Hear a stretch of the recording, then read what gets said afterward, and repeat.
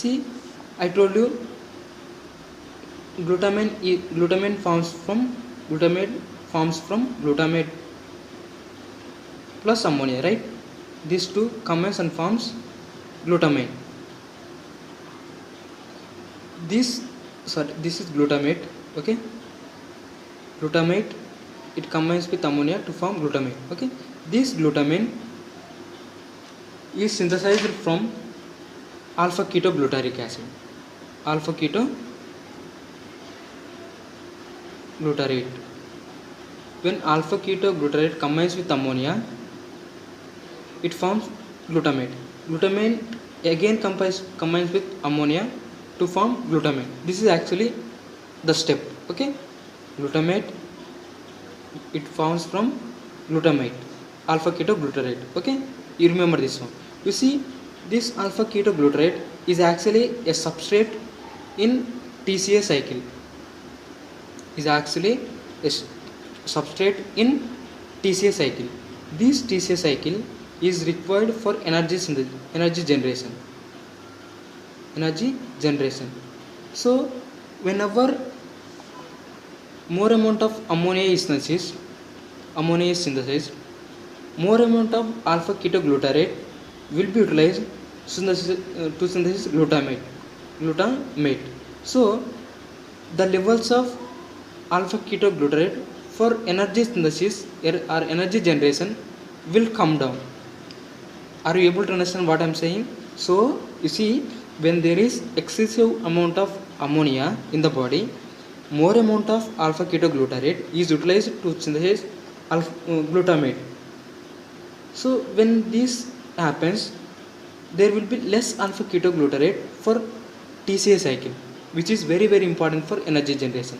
Hence, when there is excess ammonia, this cycle will be impaired, which results in less energy production.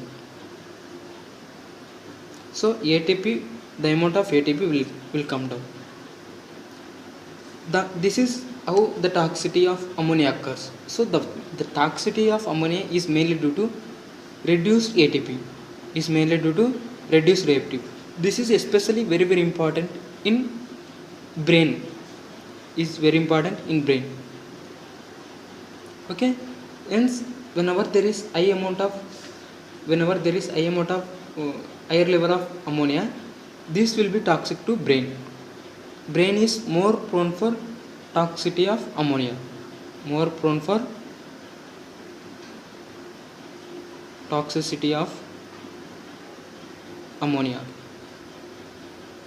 Okay, so let us see what are the symptoms of toxicity of ammonia. The main symptoms, I told you, brain is the main organ that is going to be affected. The symptoms are mainly slurring of speech.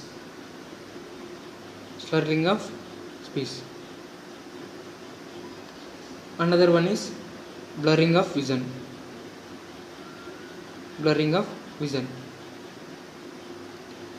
And coma, and this eventually led to death. Okay, so this is about toxicity.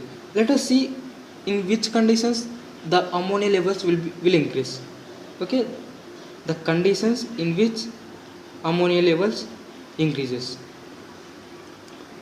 See, ammonia will get converted to urea, right? So in this conversion, there are almost 5 enzymes are involved. And this whole process will take place in liver. So whenever problem with these enzymes, okay, whenever there is problem with or defect in this enzyme, or when there are liver diseases, it leads to hyperammonia. Okay, so let us see the conditions in which this happens. One is cirrhosis of liver,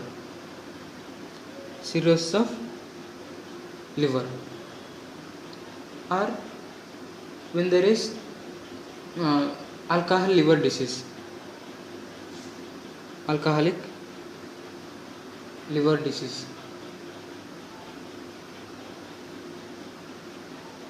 or when there is hepatitis. Okay, these are the very important conditions where we will see hyperammonia. How this will be managed? Management.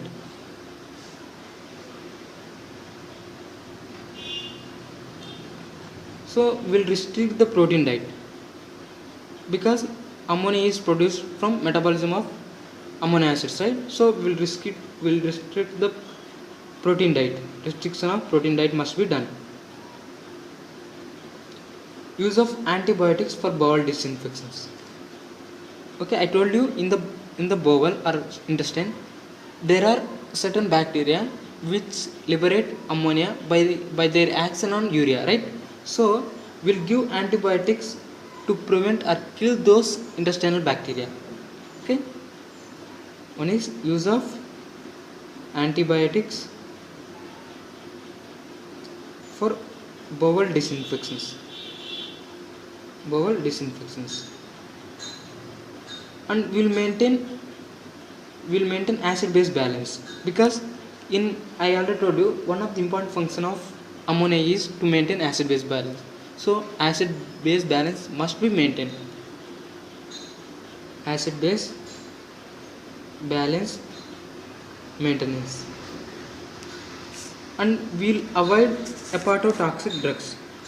We'll avoid use of hepatotoxic drugs. Okay, these are the 4 important managements which we